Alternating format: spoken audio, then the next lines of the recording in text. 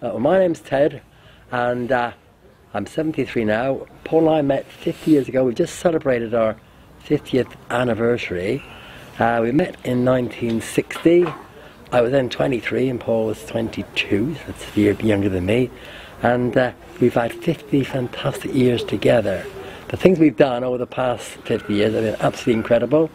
We've had 2 guest houses and we bought a fantastic hotel and country club out at Holberton, where eventually Paul started to do the cabaret because he was so good at dressing up in drag.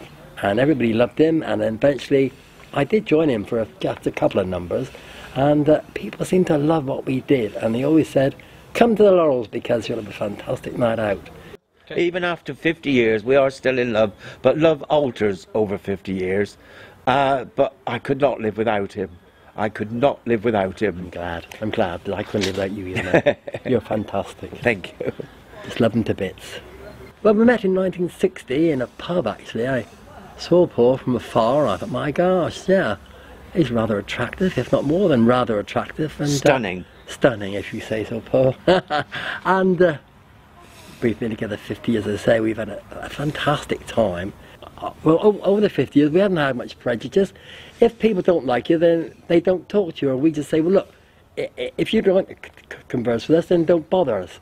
You know, we're here together, we're out for an evening, same as everybody else. You know, what we do is not your business, it's our business. But we haven't found much of that at all, because people get to like us quite quickly, you know.